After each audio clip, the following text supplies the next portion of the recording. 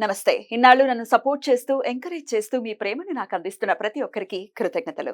అలాగే ఈ వీడియో కూడా ఖచ్చితంగా మీకు ఉపయోగపడుతుంది. లైక్, షేర్ అండ్ సబ్స్క్రైబ్ చేసి మీ సపోర్ట్‌ని నాకు అందించండి. అలాగే ఈ వీడియో పట్ల మీకున్న అభిప్రాయాన్ని కామెంట్ సెక్షన్‌లో కామెంట్ చేసి తెలియజేయండి. ఇప్పుడు వీడియోని చూద్దాం. నమస్తే. Welcome to our channel. నేను పద్మిని. ప్రస్తుతం మనతో పాటు ప్రముఖ ఆధ్యాత్మికవేత్త, ఆస్ట్రాలజర్, న్యూమరాలజిస్ట్ తనిష్క మేడం మనతో పాటు ఉన్నారు. మాట్లాడదాం. తనిష్క గారు నమస్తే అండి. నమస్తే అమ్మా. మేడం, తిరువన్నామలయలో అత్యంత వైభవపేతంగా ఈ మార్గశీర్ష మాసంలో అన్నామలై దీపాన్ని అంటే కార్తీక జ్యోతిని వెలిగిస్తారు. అంటే తమిళులకి ఒక 15 రోజులు ఆలస్యంగా వస్తుంది కార్తీక మాసం. మన తెలుగు వాళ్ళకైతే ముందు అయిపోతుంది కార్తీక మాసం. సో మరి అది రేపు 13వ తారీఖు శుక్రవారం నాడు తిరువన్నామలైలో అన్నామలై దీపం వెలిగించబోతున్నారు. ఎవ్రీ ఇయర్ ఇది జరుగుతూనే ఉంటుంది. సో చాలా మందికి అక్కడికి వెళ్ళాలి, అసలు తిరువన్నామలై వెళ్ళాలని చాలా మందికి అనిపిస్తుంటుంది. వెళ్ళాలి గిరి ప్రదక్షిణ చెయ్యాలి అని చెప్పి. అయితే వెళ్ళలేని పరిస్థితి. ఇప్పుడు ఇంకా రద్దీ పెరిగిపోయింది. కొన్ని లక్షల్లో ఉంటారు కదా. అవును, అసలు నడవడానికి కూడా మనం నడవక్కర్లా, మనం నుంచుంటే చాలు, మనం వెళ్ళిపోతుంటాం. యాక్చువల్ గా ఈజీ ఏమో ఇప్పుడు గిరి ప్రదక్షిణ చేయడం. లక్షల మంది ఉంటారు. జీవితంలో ఒక్కసారైనా వెళ్ళాలి అలాంటి రోజు అని చాలా మంది ఉంటారు. అయితే వెళ్ళలేని పరిస్థితులు, ఏజ్ పర్మిట్ చేయని వాళ్ళు కానీ, పరిస్థితులు అనుకూలించని వాళ్ళు కానీ వెళ్ళలేక ఇంట్లోనే ఒకంత బాధపడతారు. అవును. అయితే వాళ్ళ కోసం ఏం చేసుకోవచ్చు? అసలు తిరువన్నామలైలో ఈ మార్గశీర్ష మాసంలో వచ్చేటటువంటి ఈ రోజు ఏదైతే ఉందో రేపు శుక్రవారం నాడు, ఎందుకని ఆ రోజు దీపం వెలిగిస్తారు? మీరు తమిళులే, మీరు తమిళనాడు వాళ్ళే కాబట్టి మీకు ఇంకొంచెం ఎక్కువ బాగా తెలుస్తుంది. సో ఒక్కసారి మాకు, మా ప్రేక్షకులకి, ఒకవేళ వెళ్ళలేని వాళ్ళు మేమేం చేసుకోవచ్చు ఇక్కడే ఉండి స్వామి అనుగ్రహం కోసం, ఇవన్నీ ఒక్కసారి మీ ద్వారా. ఓకేమ్మా.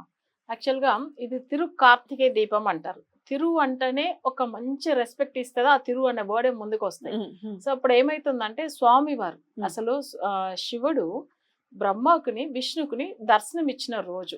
అంటే వీళ్ళు ఎట్లానంటే అప్పట్లో తమిళ్లో చెప్తారు అడిముడి అంటే పాదము ఆయన నెత్తి, అసలు ఇది వచ్చి దర్శనం చేసుకుని వచ్చే వాళ్ళు ఎవరైతే వాళ్ళు అసలు గొప్ప అని చెప్తారు. అది ఒక కథ మీకు తెలిసే ఉంటది.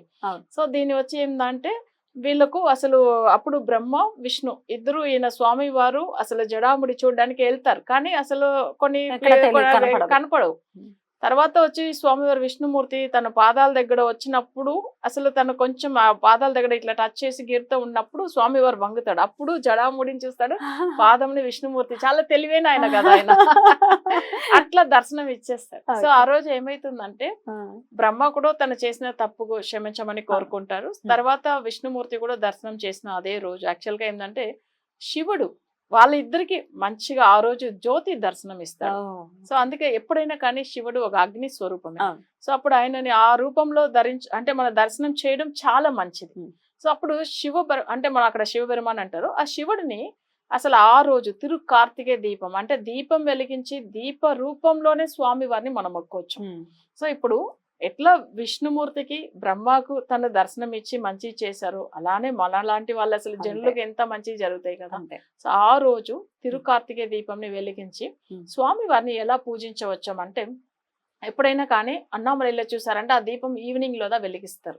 అసలు అది ఎంత పెద్దగా వెలిగించారు ఆ దీపం అంటే అసలు ఆ చుట్టూ ఆ డిస్ట్రిక్ట్ ఫుల్ గా కనిపిస్తుంది. కొన్ని రోజుల పాటు వెలుగుతూనే ఉంటది. ఆ జ్యోతి అనేది వెలుగుతూనే ఉంటుంది. అసలు నిజంగా అది వెలుగుతానే అక్కడ చుట్టుపక్కల ఉన్న వాళ్ళందరూ కూడా మంచిగా ఉంటారు. అసలు ఆ దర్శనం చేయడానికి, ఆ జ్యోతి దర్శనానికి ఎంతో మంది వెళ్తూ ఉంటారు తెలుసా. సో ఆ దీపం చూడాలి అంటే కూడా భగవంతుడు అనుగ్రహం ఉండాలి, శివుడు అనుగ్రహం. సరే ఒకవేళ వెళ్ళలేదు, సరే మన ఇంట్లోనే చేసుకోవచ్చామంటే తప్పకుండా పూజ చేసుకోవచ్చాం. చాలా మందిలకు అక్కడ తిరువన్నామలై వెళ్ళలేకుండా పోవచ్చాము. సో ఇంట్లో ఉండేవాళ్ళు అంటే శివుడికి ఒక 16 నామాలతో పూజ చేయవచ్చు. ఆ 16 నామాలు ఎలా పూజ చేయాలి అంటే స్వామి వారి ఫోటో, శివుడి ఫోటో ఉంటే పెట్టేసుకోవచ్చు. లేదు శివలింగం ఒక చిన్న అంటే ఇంట్లో అందరూ పెట్టుకుంటున్నారు, ఒక చిన్న విగ్రహం శివలింగంది ఒకటి పెట్టేసుకొని, సో ఆయనకు స్వామి వారికి ఎట్లా మన ఫస్ట్ గణపతి పూజ, తర్వాత ఏంటంటే స్వామి వారికి అభిషేకం, శివుడికి అభిషేకం చేసి, అంటే ఇష్టం కదా అభిషేకం అంటే, ఆయనకు అభిషేకం చేసేసి తర్వాత ఆయనకు అంటే విభూతి బొట్టు పెట్టేసి నెక్స్ట్ ఆయన ముందుగా ఒక పెద్ద ఆకు అంటే అరటి ఆకు పెట్టేసుకోవచ్చు. సో దాని మీద కొంచెం బియ్యం ఫుల్ గా స్ప్రెడ్ చేసేసి 16 దీపాలు వెలిగించాలి. 16 దీపాలు, 16 ప్రమిదలు పెట్టాలా లేకపోతే ఒకే దీపంలో పెట్టే ప్రమిద 16 ప్రమిదలు పెట్టుకొని తర్వాత స్వామి వారిని ఏంటంటే ఆ జ్యోతి రూపంలో దర్శనం చేయడం అనేది ఉంటుంది.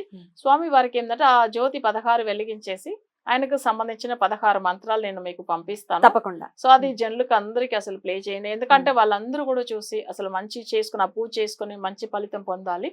సో ఫస్ట్ ఒకసారి ఆ నామాలు చూద్దామా? ముందు చూస్తాం, ఒకసారి నామాలు ప్లే చేద్దాము. చూడండి 16 నామాలు నేను స్క్రోల్ చేస్తాను. వాయిస్ కూడా ఎవరిదైనా ఉందా? యాక్చువల్ గా మన క్లయింట్ చాలా బాగా అయ్యారు, వాళ్ళకి మేము ఒకసారి చెప్పాము. సో వాళ్ళు పూజ చేసుకుని మంచిగా అయ్యారు కాబట్టి అందరు జనులు అందరికి ఉపయోగపడాలని తనంతలో తనే కూడా మంత్రం చదివి పంపించారు, రికార్డ్ చేసి పంపించారు. సరే ఆయన వాయిస్ వేద్దాం. అంతే ఆయన వాయిస్ వేద్దాం. తప్పకుండా వేయండి, ఎందుకంటే అందరూ బాగుండాలనే ఒక ఉద్దేశం ఆయన కూడా. సో అట్లనే చేపిస్తాం. ముందు ఒకసారి నామాలు చూసేద్దాం. ఓకే అమ్మా, ఒకసారి నామాలు ప్లే చేయండి. ఓం శ్రీ వైదేశ్వరాయ నమః. ఓం ప్రణధేశ్వరాయ నమః. ఓం కపాళేశ్వరాయ నమః. ఓం వెల్లీశ్వరాయ నమః. ఓం మల్లీశ్వరాయ నమః. ఓం మునీశ్వరాయ నమః.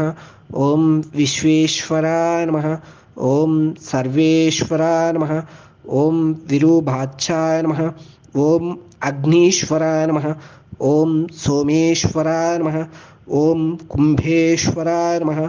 ఓం సర్వేశ్వరాయ నమః. ఓం నందికేశ్వరాయ నమః.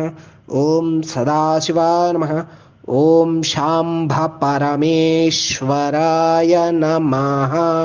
16 నామాలు చాలా సింపుల్ గా ఎవరికి వారు చేసేసుకోవచ్చు. అవును, ఆ మంత్రం చదువుకొని ఒక్కొక్క మంత్రం చదువుతున్నప్పుడు ఒక్కొక్క నామాలు చేస్తున్నప్పుడు ఫస్ట్ దీపం ఉంది కదా, ఆ దీపం ముందుగా బిల్వ పత్రాలతో అర్చన, రెండే మంత్రం చదివేటప్పుడు సేమ్ అంతే ఇంకో సెకండ్ దీపం దగ్గర 16 వెలిగించేసుకొని ముందుగా ఒక తమలో అంటే పెద్ద అరటియాకు మీద మన బియ్యం స్ప్రెడ్ చేసి దాని మీద దీపం వెలిగిస్తాం.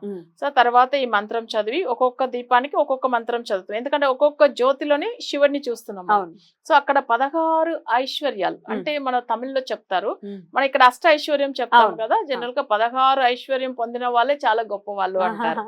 అంటే 16 అనేది ఎందుకు చెప్తున్నారంటే కామన్ గా జనులకు వచ్చి 16 దోషాలు ఉంటదంట. సో ఆ 16 దోషాలు తొలగిపోవడానికి మన 16 ఐశ్వర్యాలు పొందాలనేది. సో దాని వల్ల వచ్చిన మాట అది. తమిళ్లో చెప్తారు 16 పెట్టు పెరువాళ్ళు వాడడం అంటారు, అంటే 16 ఐశ్వర్యాలు పెట్టి మంచిగా ఉండాలని మీనింగ్ అది. సో అప్పుడు మన ఈ 16 ఐశ్వర్యాల గురించి 16 దీపాలు వెలిగించి స్వామివారి బ్లెస్సింగ్స్ ఒక్కొక్క దీపానికి ఒక్కొక్కసారి బిల్వపత్రం వేసుకుంటూ ఒక్కొక్క మంత్రం చాంటింగ్ చేసుకుంటూ, సో ఆ మంత్రం మీకు ఎట్లా ప్లే అవుతుంది కాబట్టి అది వింటా కూడా చేయవచ్చు. సో అలా చేసుకుంటూ స్వామి వారికి ఏదైనా ప్రసాదం అంటే మనం వచ్చి జనరల్ గా ఆయనకు వచ్చి స్వీట్ ఏదైనా కూడా చేసి పెట్టవచ్చు. అంటే ఇప్పుడు రైస్ ఉంటుంది, రైస్ తో ఏదైనా పాయసం కూడా చేయవచ్చము. తర్వాత ఆయనకు ఇష్టమైన ప్రసాదం చేసి పెట్టేసి తర్వాత ఏం చేయాలంటే ఆరతి ఇవ్వాలి. ఆరతి ఇచ్చేసి మనకు తెలిసిన వాళ్ళు కూడా ప్రసాదం పంచవచ్చు, ఇంట్లో ఉన్న వాళ్ళు తీసుకోవచ్చు.